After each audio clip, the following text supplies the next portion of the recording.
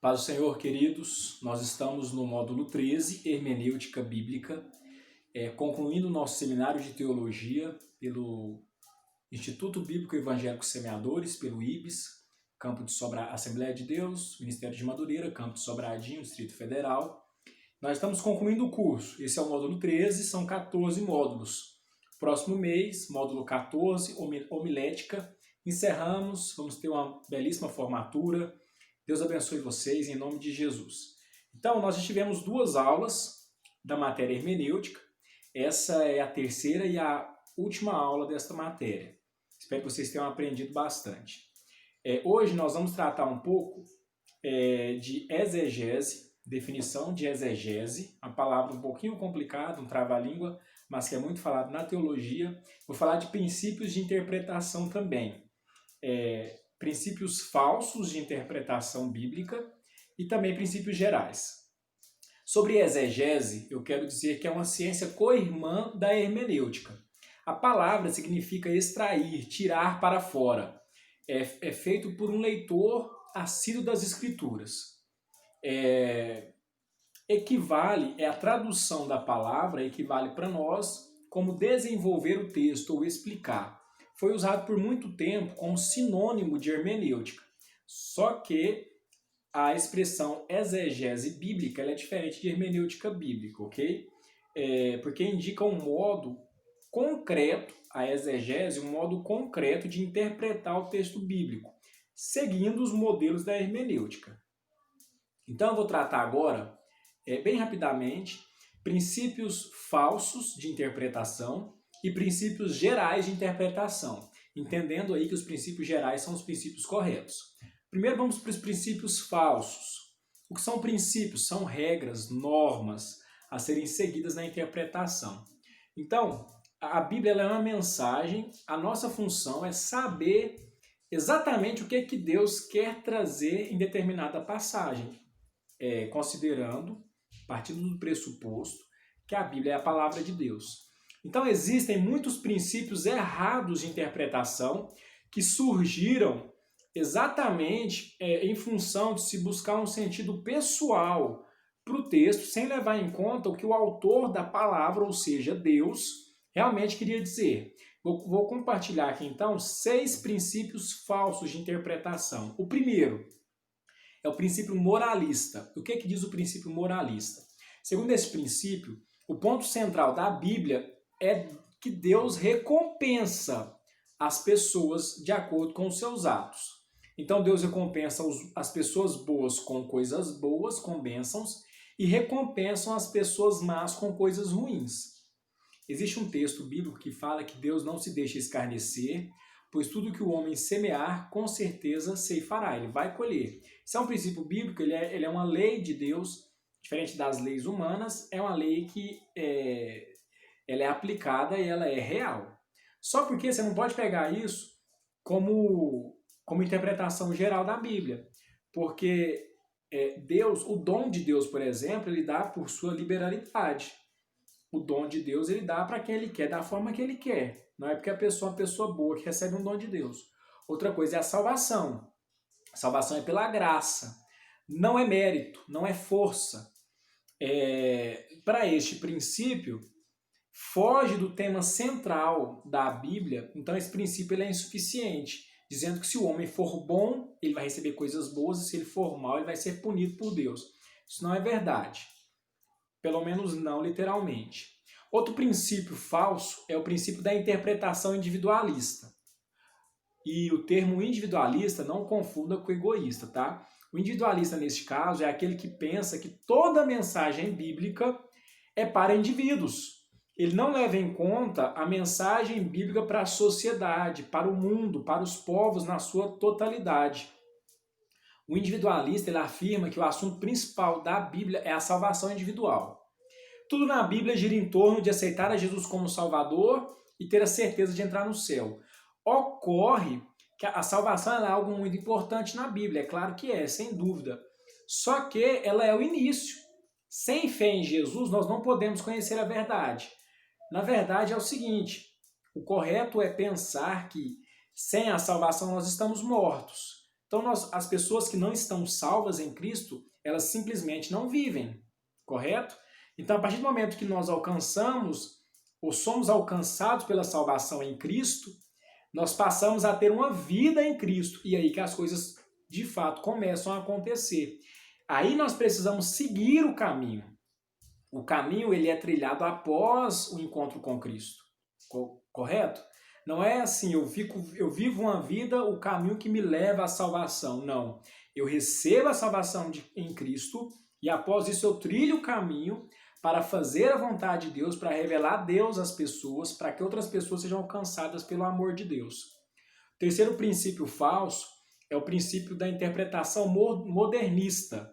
Para o modernista, para a pessoa moderna, para o que acredita neste princípio, a Bíblia é um livro muito antigo e para vivermos o mundo de hoje, ou seja, o mundo moderno, muitas histórias que estão na Bíblia são tidas como mitos ou lendas. A Bíblia ela contém muitos milagres, muitas narrativas inacreditáveis.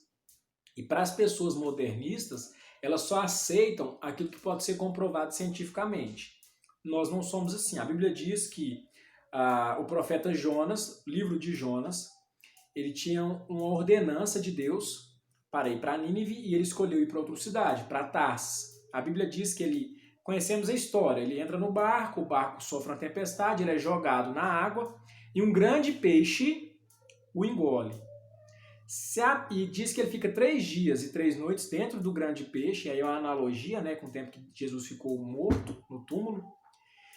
E depois ele é cuspido na areia pelo grande peixe.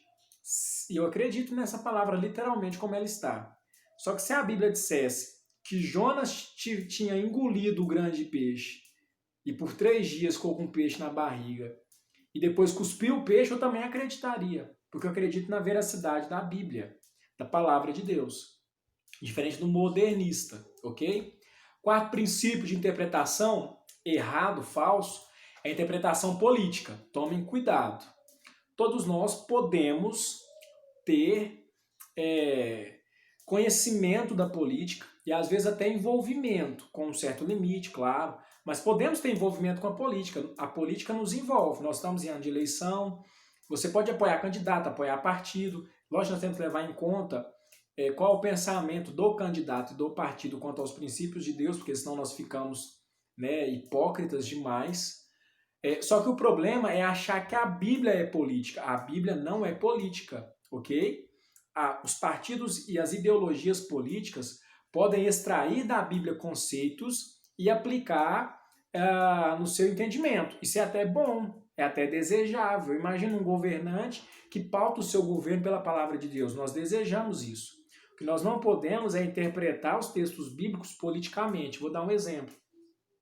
É achar que Sansão foi um exemplo de revolucionário, que Davi era guerrilheiro, que Jesus era um revolucionário que rompeu com as autoridades da época, iniciou um processo de revolução, estando do lado das pessoas vitimizadas da época.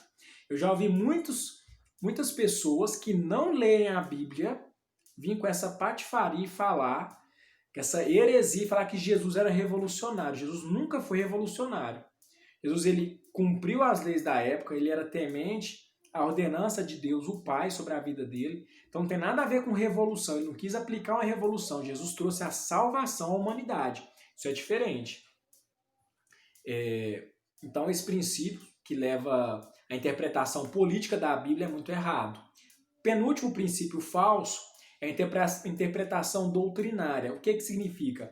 Eu interpretar o texto bíblico de acordo com a doutrina da minha igreja. Eu preciso aplicar a Bíblia na doutrina da minha igreja. Agora, eu não posso aplicar a doutrina da minha igreja na Bíblia. Eu vou dar um exemplo bem conhecido, tá? De todos nós. Um exemplo é a exegese feita pela Igreja Católica de Mateus, capítulo 16, versículo 18 e 19. Eles consideram esse texto como prova da posição papal na hierarquia da igreja, considerando Pedro como o primeiro papa, e daí cada um tem um papa, cada época, e por isso é que o líder da Igreja Católica é o papa, e enviado por Deus para comandar a igreja, aquela coisa toda, que a igreja tem poder. O texto de Mateus 16, 18 a 19 diz o seguinte, Jesus dizendo para Pedro, pois também eu te digo que tu és Pedro, e sobre esta pedra edificarei a minha igreja, e as portas do inferno não prevalecerão contra ela. E eu te darei as chaves do reino dos céus, e tudo que ligares na terra será ligado nos céus, e tudo que desligares na terra será desligado no céu. Esse é o texto. É necessário hermenêutica bíblica, é necessário exegese bíblica para interpretar o texto. É lógico que é necessário. O que eu não posso é aplicar uma exegese bíblica errada, um princípio doutrinário. Por quê? Quando Jesus vira para Pedro e fala sobre esta pedra edificarei a minha igreja, e te entrego as chaves do reino dos céus, tudo que for ligado aqui vai ser ligado no céu, e for desligado aqui vai ser desligado no céu, a pedra que fundamenta a igreja é Cristo. Como assim? Vamos para o contexto. Naquele contexto, Jesus pergunta para os discípulos, quem sou eu? O que as pessoas dizem que eu sou? E os discípulos respondem, alguns dizem que o Senhor é Elias, outros dizem que o Senhor é outro profeta, que é Moisés. E Pedro levanta e diz, tu és o Cristo, filho do Deus vivo. E Jesus vira para ele e fala, não foi outro que te revelou isso, senão o Espírito Santo de Deus. E sobre esta pedra eu edificarei a minha igreja. Então a igreja é edificada na pedra que é Cristo. Nessa expressão que Cristo é o Filho do Deus vivo que veio para a salvação da humanidade. Essa é a rocha que a igreja é edificada. As chaves do reino dos céus, ela é entregue à igreja, para que o que a igreja ligar aqui é ligado no céu, e o que a igreja desligar aqui é desligado nos céus. E as portas do inferno não prevaleçam contra a igreja. A salvação, quem determina não é a igreja. A salvação é determinada por Deus. A questão das portas do inferno não prevalecer contra a igreja significa que a igreja, em Cristo, possui autoridade para ir no inferno, retirar as pessoas do inferno e trazer as pessoas para o céu. Como assim? Bem rapidamente, eu não posso perder muito tempo nesse ponto. Mas todos estão condenados. Todos aqueles que não aceitarem a Cristo como Salvador estão condenados ao inferno. Então, quando fala que as portas do inferno não podem prevalecer contra a igreja alicerçada em Cristo, significa que a igreja alicerçada em Cristo tem o poder de pregar o evangelho às pessoas e retirar essas pessoas que estão a caminho do inferno ou no inferno, as almas dela, para que recebam a graça de irem ao céu, ok? Existem outras interpretações doutrinárias, né? Princípio doutrinário errado, é falso.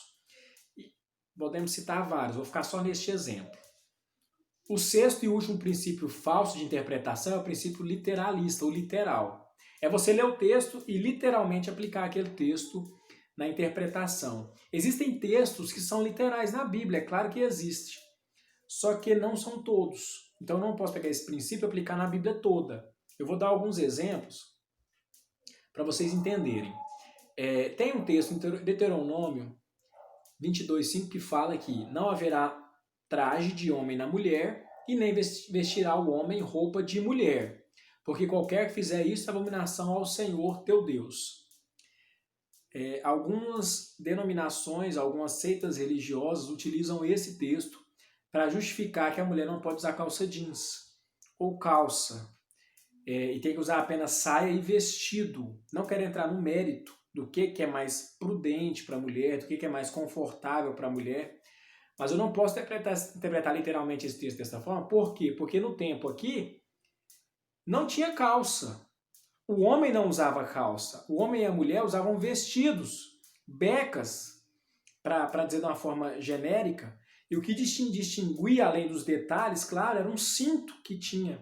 A ideia do texto é, quando você olhar para uma pessoa, você tem que distinguir, no primeiro olhar, se é homem ou mulher. A ideia de Deus é evitar a abominação de você olhar para alguém e falar, aquilo lá é o quê? Aquilo é homem e aquilo é mulher. Porque há apenas dois gêneros. Ou é homem ou é mulher. A ideia da vestimenta é essa, ok? Então, existem outros textos, fala sobre o homem não orar com a cabeça coberta, 1 Coríntios 11, e no mesmo capítulo fala que a mulher tem que orar com a cabeça coberta. Então, assim, não podem ser levados literalmente, ok? Deus recebe minha oração com cabeça coberta. Meu pai, ele é pastor, ele tem uma campanha de madrugada que ele segue desde que eu morava com ele. Eu tenho 10 anos de casado. E eu me lembro de vê-lo orar de madrugada, ele ora colocando a coberta sobre a cabeça. Ele ajoelha na beirada da cama, pega o cobertor, cobre a cabeça dele e ora. É a forma que ele acha de intimidade a Deus. A oração dele não é recebida porque a cabeça dele está coberta. E a mulher, se ela não cobrir, a oração dela não é recebida. Então, assim, são textos literais que têm que ser interpretados pela exegese bíblica, olhando o contexto, a época, por que foi escrito, por quem, para quem e qual que é o sentido, qual que é a ideia, ok? Vou encerrar com Deuteronômio 21, versículo 18 ao 21. Ele é um texto forte das ordenanças de Moisés, de Deus para o povo de Israel, que fala de filho custoso. Deuteronômio 21, 18 ao 21. Fala que se o menino for muito custoso e não obedecer pai e mãe, e der trabalho para a sociedade, o pai e a mãe tem que pegar ele, levar para a porta da cidade e, junto com algumas testemunhas, as pessoas devem apedrejar aquele filho custoso para que ele morra, para que sirva de exemplo para todo Israel e para afastar o mal da nação de Israel. Algum crente que aplica o texto que eu li anterior literalmente sobre a vestimenta do homem e da mulher, aplica esse texto literalmente com o filho custoso, no seu próprio filho ou com a criança custosa da igreja, sim ou não? Óbvio que não, até porque a nossa legislação permite que a igreja aplique regras de vestimenta nas pessoas, mas não permite que a igreja aplique regras de ceifar vidas das pessoas, né? Então, assim, precisa ser interpretado. E o que interpreta literalmente, ele interpreta do seu modo aquilo que lhe agrada. Então, são esses 6 princípios falsos de interpretação que não podem, não devem ser seguidos. Temos que tomar cuidado com eles. Quando você for interpretar a Bíblia, você toma bastante cuidado para não aplicar esses princípios. Eu vou repetir aqui apenas os tópicos para vocês lembrarem. Interpretação moralista, lembra? Deus ajuda os bons e não está nem aí para as pessoas de coração ruim. Interpretação individualista, sem levar em conta a mensagem ao mundo, ao povo, a um grupo. A interpretação modernista, que não considera a Bíblia sem comprovação científica. A interpretação política, que politiza tudo que está na Bíblia. A interpretação doutrinária, eu colocar a doutrina da minha igreja para interpretar a Bíblia. E, por fim, a interpretação literalista ou literal. Então vamos para alguns princípios gerais de interpretação ou princípios corretos de interpretação. Existem vários. O nosso material ele separa diversos, acho que a partir do capítulo 7, por ali algumas regras de interpretação, e é muito extenso, acho que tem 50 regras de interpretação aqui no material. Uma apostila muito boa, o comentarista dela é o pastor João Moreira de Rezende, do nosso Instituto de Teologia. Material muito bom, é bem detalhado, eu não vou entrar em todos, eu vou ler alguns aqui, citar alguns, só para a gente ter um conhecimento em linhas gerais, ok? Uma regra é trabalhe partindo da pressuposição de que a Bíblia tem autoridade, certo? O texto bíblico é um texto de autoridade, então a palavra que contém na Bíblia é uma palavra de autoridade. Outra regra, a Bíblia é seu intérprete. A Escritura explica melhor a Escritura. Eu posso usar algum livro que me ajuda a crescer espiritualmente? É claro que posso. Eu comprei um livro este mês, na verdade 2 livros, do escritor Douglas Wilson, muito bons. Fidelidade, o outro chama O Marido Federal. São livros escritos para homens, sobre masculinidade, sobre o chamado de Deus ao homem, né, conforme a Bíblia.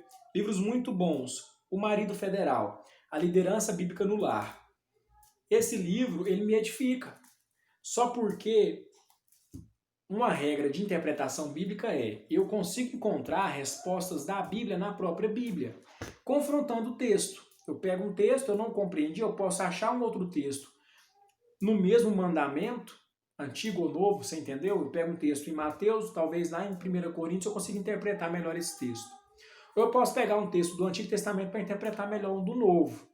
Ocorre que esse princípio bíblico, princípio de exegese bíblica, de que a Bíblia interpreta a si mesma, ele é muito válido. Outra regra de interpretação é que a fé salvadora e o Espírito Santo nos são necessários para compreendermos e interpretarmos bem as Escrituras. Todas as vezes que eu vou fazer uma leitura bíblica devocional, ou que eu vou fazer um estudo bíblico sistemático para ministrar uma palavra, para entender melhor um texto, eu faço uma oração antes. Eu aprendi assim, eu oro para que o Espírito Santo interprete aquele texto ao meu coração. Nós temos o privilégio, a Bíblia é o único livro em que o autor está presente com você na hora da leitura. Eu citei o exemplo do livro que eu comprei do reverendo Douglas Wilson, um reverendo norte-americano. Eu estou lendo o livro dele, ele não está aqui para me ajudar a interpretar o que ele escreveu, eu tenho que extrair do texto. A Bíblia, o Espírito Santo, Deus, o autor, está do seu lado para te ajudar a interpretar. Outra regra, os exemplos bíblicos só têm autoridade quando amparados por uma ordem, ok? Às vezes nós pegamos um exemplo e queremos aplicar ele literalmente na minha vida, eu não posso. Tem exemplo que é apenas para me edificar ao que não fazer, por exemplo. Tem exemplo que vem adiante uma ordem determinada por Deus, eu preciso analisar com calma. Outra regra, o propósito primário da Bíblia é mudar as nossas vidas, não aumentar o nosso conhecimento. Eu louvo a Deus por todos os alunos que estão concluindo este curso. Nós vamos concluir mês que vem, para a glória de Deus. São vitoriosos. Só que o princípio básico do curso de teologia, o princípio básico, primário, da leitura bíblica, é para ter mudança de vida. Não é para simplesmente aumentar meu conhecimento. Eu conhecer a Bíblia, saber que ela tem 66 livros, saber que tem Antigo e Novo Testamento, saber quem foi Paulo, quem foi Moisés, quem foi João, quem foi João Marcos, quem foi Barnabé, quem foi Filipe, é excelente, é bênção. Agora, mais importante é se o texto bíblico tem alterado a minha vida, o meu modo de vida, tem alterado o meu dia a dia, tem impactado nas minhas ações. Esse é o princípio mais importante. Outro princípio, cada cristão tem o direito e a responsabilidade de investigar e interpretar pessoalmente a palavra de Deus. Lembra o exemplo dos bereanos? No livro de Atos, em uma das viagens missionárias do apóstolo Paulo, ele cita os bereanos, os crentes de Bereia, que quando ele ministrava, os crentes pesquisavam o texto bíblico que ele citava do Antigo Testamento para confrontar se ele dizia mesmo a verdade, se o que ele disse realmente continha no texto. Isso é um exemplo espetacular. Todo cristão ele tem o direito e o dever de investigar e interpretar a Bíblia. Você ter auxílio do seu pastor, do professor, isso é muito bom. Só que você precisa assumir essa responsabilidade sobre você também. Além do mais, você tem também o direito. Se nós pegarmos o período antes da Reforma Protestante, ali depois da Revolução de Constantino, imperador de Roma, em que assumiu o cristianismo como supostamente a religião do Estado romano e fez a mistura, igreja e política, a Igreja Católica, por um bom tempo, só ministrava as suas reuniões no idioma latim. Os textos bíblicos só estavam no idioma latim. Então, a grande população não tinha acesso ao texto bíblico. Necessitava que o padre, que o reverendo, que o rabino da Igreja Católica ministrasse a ele o texto. Ele não tinha como ler e por si próprio ter acesso. Hoje nós temos. Louvado seja Deus por isso. E como estamos em outubro, louvo a Deus também pelo monge Martinho Lutero. 31 de outubro de 1517, tem as 95 teses, Igreja de Wittenberg, Reforma Protestante, isso foi muito importante para nós. Mas não é tema da aula. Outra regra, interprete a passagem em harmonia com o seu contexto. Muitas vezes, o leitor da Bíblia erra, o estudioso, o teólogo, em pegar, e as pessoas fazem muito isso, em pegar um texto fora de contexto e começar a falar dele. Isso é muito perigoso.